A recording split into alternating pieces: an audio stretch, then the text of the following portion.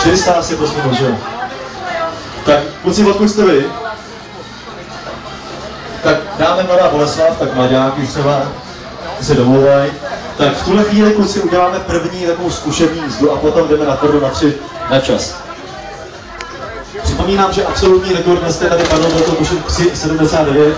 Je tak jako taková perlička, Schumacher to dělá za 4,12. To znamená, že taková špice, jako je Michael Schumacher, kdy si vymění gumu nebo pneumatiku, za 3 sekundy 12. Kimi Räikkönen, tak tam to bylo tuším 3,72 a Felipe Massa, který teď dneska bohužel nemůže být s námi, podívej se zranil při kvalifikaci na velkou cenu Maďarska, je to dělá tak nějak 3,50. Takže máme tady mladáky, nebo mladoboleslaváky, tamhle jsou ašáci až z dalekého Aše.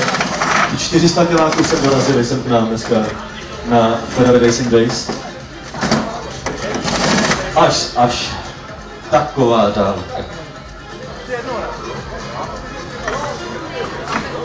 Mimochodem, jak už jsem dneska naťuknul, Felipe Massa se zranil při velké ceně, nebo při kvalifikaci na velkou cenu Maďarsko, to znamená, že dneska tady místo něho bude také velká legenda, a to Marc Gené, který dorazil možná kolem 2 hodiny, se tady představí v zapůjčeném voze od Michaela Schumachera Ferrari FXX.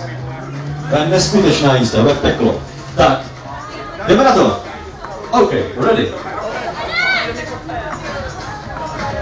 Moment, tak. Už se neboj. 3, 2, 1, go! Jedu, chlapi, pojďte.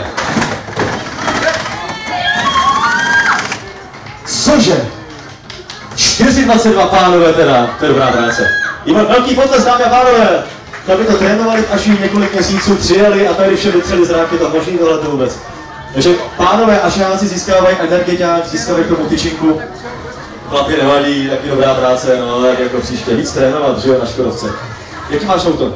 Škodovku. Tak vidíš. A jakou?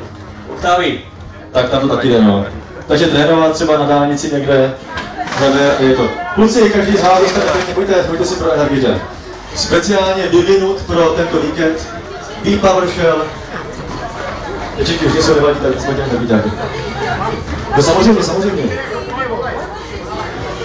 Tak a my si dáme poslední kolo, přátelé.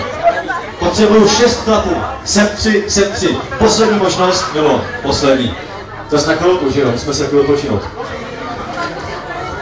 Jo, jak se jmenujete? Odkud jste?